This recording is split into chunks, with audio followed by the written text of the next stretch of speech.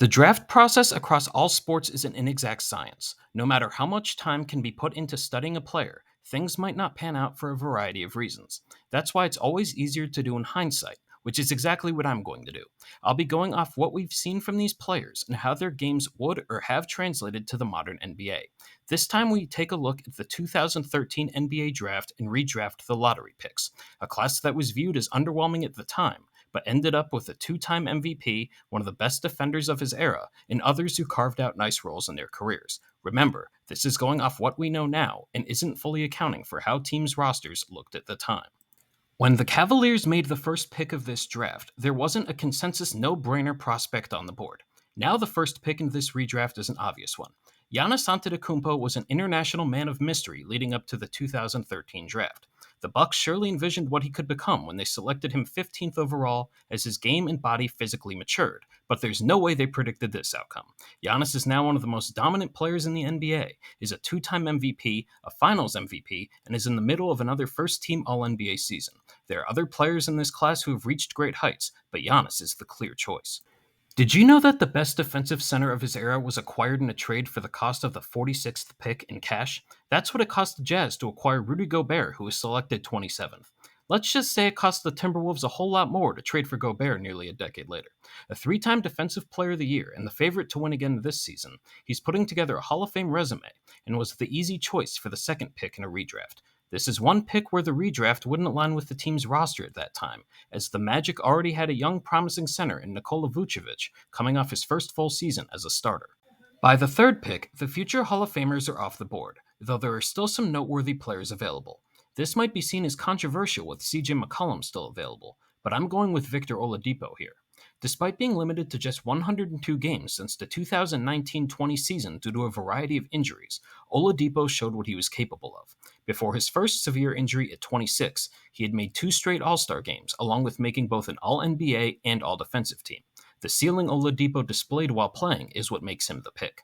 Having gone second overall to the Magic in reality, this was a pretty solid return on investment for redraft standards. The Wizards, who held the third pick, did just pair Bradley Beal with John Wall the year prior, so it's another redraft scenario which would be a less than ideal fit. Given the options, CJ McCollum is the no-brainer selection with the fourth pick. There isn't another player in this class who you can reliably ask to play either point or shooting guard, create their own shot consistently, and shoot 40% from three on high volume. Playing in a deep Western Conference his entire career, McCollum's never made an All-Star game, but averaging at least 20 points a game for 8 years straight on above-average efficiency is no joke. The Hornets held the fourth pick, and oddly, many of the pros and cons you could say about the idea of a Kemba Walker and McCollum backcourt would apply to those that were said about the Damian Lillard and McCollum tandem we saw for years in Portland. The fifth pick for this redraft is interesting, as it really depends on how you'd want to build your team. With complementary players remaining, I'm going with Kentavious Caldwell-Pope. In today's NBA, everyone covets a wing who can defend and hit threes. Caldwell-Pope can shoot off the catch or off the dribble and has plenty of big game experience as a starter for two championship teams.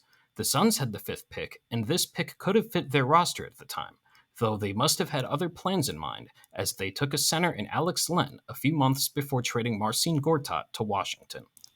The sixth pick in this draft is mainly known as the first pick of the process, as the Pelicans traded it to the Sixers to acquire Drew Holiday. When they made the selection, the Sixers went after upside in Nerlens Noel, who many felt was going to be the first pick in this draft before he tore his ACL. Unfortunately, in a redraft you already know everyone's upside.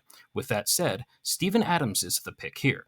At the least, you're looking at a serviceable starting center with big game experience who makes his presence known around the basket as a finisher and rebounder and can help create shots with his ability to set screens.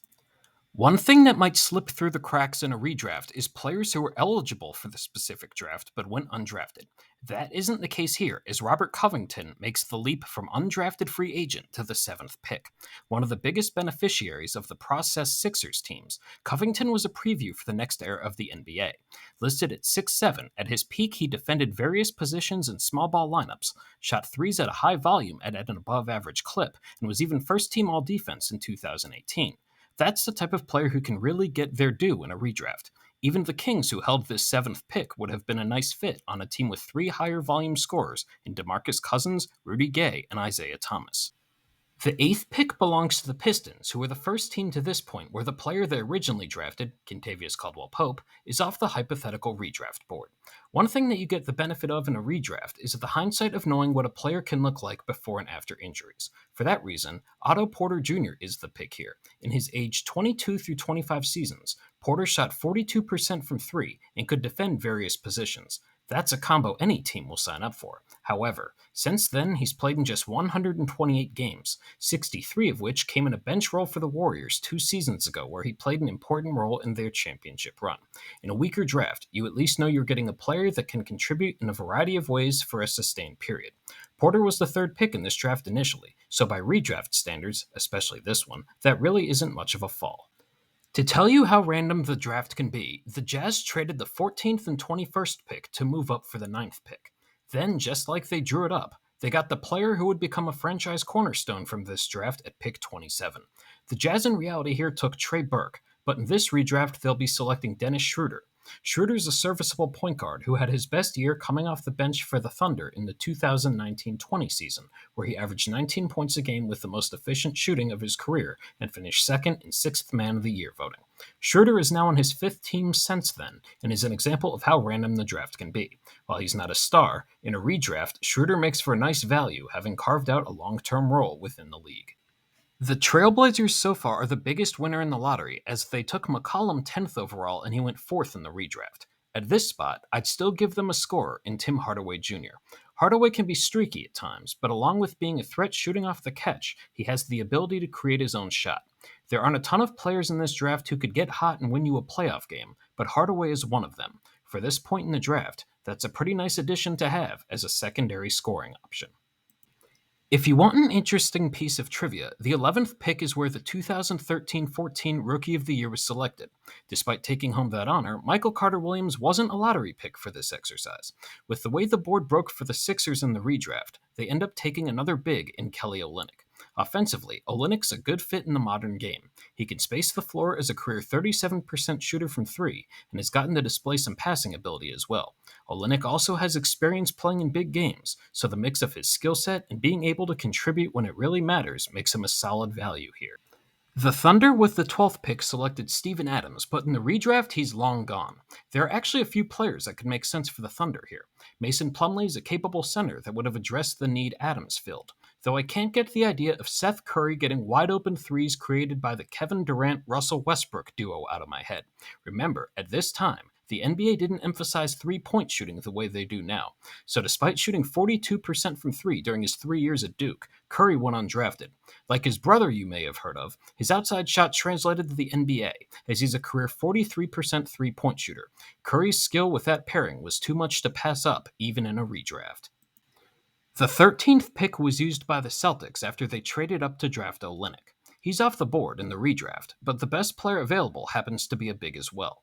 Mason Plumlee is a capable center who can start in a pinch if needed, but at the least can give you quality minutes off the bench. He doesn't offer much in terms of outside shooting, but can facilitate some offense with his passing and offers vertical spacing as a lob threat. That's not a bad value at the end of the lottery. Lastly, the Timberwolves acquired the 14th pick through their trade with the Jazz, and from a redraft perspective, we're sort of limited on intriguing options. That's why I'm going with Nerlens Noel. As mentioned previously, Noel was considered by many to be the top prospect in this draft before tearing his ACL in the middle of his freshman year at Kentucky. Known for his defense, Noel showed that off his first year in the NBA, averaging just under 2 steals and 2 blocks in 31 minutes a game. Then, as you may know, the Sixers spent 2 more top 3 picks on big men in Joel Embiid and Jahlil Okafor, and Noel was traded in 2017. At this point in the draft, I felt he showed enough to contribute in a high-energy role off the bench that would be worth the gamble. With that, the redraft of the 2013 NBA Draft Lottery is complete. It was fun taking a look back at this class, which probably ended up being better than some expected. It's also a reminder of what can be seen as a successful pick despite the initial expectations we have of players entering the league. If you had any picks you liked or disagreed with, let me know in the comments, as I'm hoping to do this for other draft classes in the future.